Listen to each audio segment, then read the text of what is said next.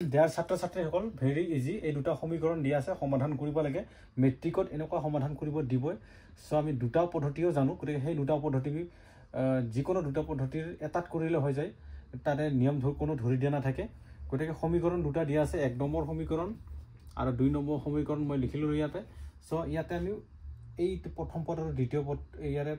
প্ৰথম সমীকৰণৰ প্ৰথম পদ আৰু সেকেন্ড সমীকৰণ যেটো তাৰ প্ৰথম পদটো আমি একে কৰি লম এই দুটা একে কৰি লম তাৰ কাৰণে মই এই সমীকৰণটোত বা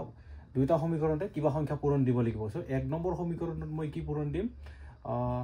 দিব লাগে √3 যদি পূৰণ দিও কিমান হ'ব this is implies √3 into √2x plus √3 into কি হ'ব √3 হ'ব ইয়াতে y ইকুৱেল 0 ইয়াতে লগত এটো পূৰণ √3 পূৰণ দিলো ইয়াৰ লগত √3 পূৰণ দিলো ওকে এতিয়া আমি কি কৰিব লাগিব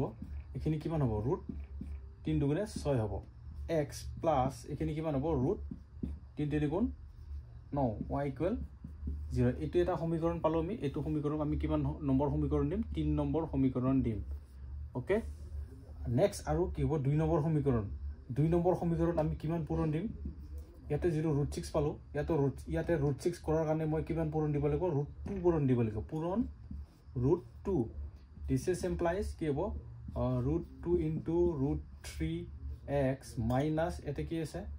ইয়াতো √2 পূৰণ দিব লাগিব আৰু √8 আছে আগৰ পৰা ইকুৱেল 0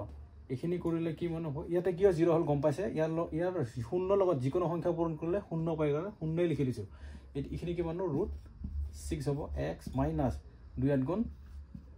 হল y ইকুৱেল 0 ইয়াৰ লগে ওকে আছে এই সমীকৰণটো আমি কিমান দিলো 4 নম্বৰ সমীকৰণ ওকে এতে কি হ'ব ইয়াৰে ইটো পদ একে হল আমি কি কৰিম এতিয়া 3 আৰু 4 সমীকৰণটো কি কৰিম বিয়োগ কৰিম গতিকে 3 নম্বৰ সমীকৰণৰ পৰা 4 নম্বৰ সমীকৰণটো যদি আমি বিয়োগ কৰো কিমান পাম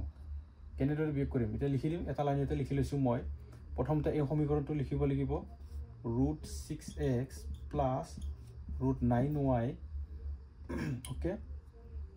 মাইনাস এই সমীকৰণটো ব্ৰেকেটত দিছো কাৰণ কিয় বিয়োগ কৰিছো কাৰণে ব্ৰেকেটত লিখিছো √16y ইকুৱেল 0 হ'ব গতিকে দিস ইজ ইমপ্লাইজ এখিনি যদি সিম্পলিফাই কৰো কিমান হ'ব √6x আৰু কাটা পিছত যাম পিছত দেখাইছো কাটাটো কেনেকৈ যায় মই আগতে লিখি দিছো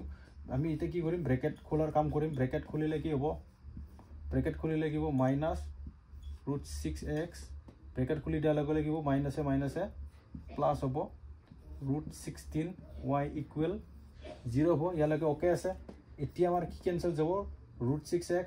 মাইনাস √6x কি হ'ব কেনসেল যাব কাৰণ এটো প্লাসত আছে এটো মাইনাসত আছে কাৰণে তো শূন্য হ'ব এখিনি ইয়াৰ মান বিয়োগ কৰিলে শূন্য হৈ যায় গতিকে কি বাকি থাকিল √9y প্লাস √16y ইকুৱেল 0 ইয়ালৈকে ঠিক আছে ওকে আছে ইয়ালৈকে ঠিক আছে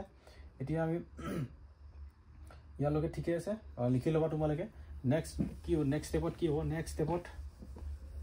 স্টেপত কি হ'ব নেক্সট স্টেপত কেনেকৈ কৰিম নেক্সট স্টেপ কি ইয়াৰে আমি কি লম বৰ্গমূল লম 9 ৰ বৰ্গমূল কিমান এটা আৰু এটা লাইন লিখি দিছো মই 9 ৰ বৰ্গমূল কি হ'ব 3 হ'ব 3y হ'ব প্লাস ইয়াৰে বৰ্গমূল 16 ৰ বৰ্গমূল কিমান হ'ব 4y ইকুৱেল 0 আমি পালো গতিকে this is implies এখিনি যোগ কৰিব 3 4 7y ইকুৱেল 0 ওকে এতিয়া y ৰ মান কিমান হ'ব y ইকুৱেল টু 0 হ'ব কাৰণ 7 টো তলত গুছি গলে 0 খাতিলে 0 পাব y ৰ মান আমি কি পালো 0 পালো এতিয়া আমাৰ কিহৰ মান লাগে x ৰ মান লাগে আমি এতিয়া কি কৰিম x ৰ মান পাবৰ কাৰণে x ৰ মানটো পাবৰ কাৰণে আমি এতিয়া কি কৰিম 4 নম্বৰ সমীকৰণত এই যে 4 নম্বৰ সমীকৰণত এটা লিখি দিম 4 নং সমীকৰণত এই y ইকুৱেল 0 মান বহুৱাই পাও কিমান হ'ব ইয়াতে y ঠাইত কি বহাব লাগিব আমি y ঠাইত কি বহাম আমি y ঠাইত কি বহাব লাগিব 0 বহাব লাগিব ইয়াতে 0 বহাই দিম √6x মাইনাস কিমান হ'ব √6 ইনটু 0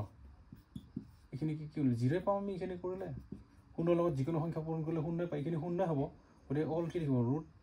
√6x ইকুৱেল টু কি হ'ব 0 হ'ব গতিকে x ৰ মান কিমান হ'ব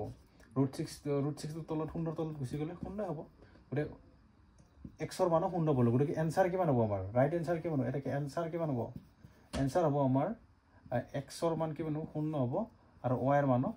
0 হ'ব এনেদৰে কৰা হয় বেছি ইমান টাফ নহয় তোমালোকে ভিডিওটো চাবা যিসকলে চাই আছে আৰু অংকটো কৰি দিলো তোমালোকে নোট কৰি ল'বা আৰু প্ৰেক্টিছ কৰিবা ঘৰত ভেৰি ইজি মানে যিকোনো নিয়মত কৰিব লাগে পৰীক্ষাত ধৰি দিয়া নাথাকে নিয়ম সমাধান কৰা মানে তুমি যিটো নিয়মত ইজি পোৱা সেইটো নিয়মতে কৰিলে হ'ল থেংক ইউ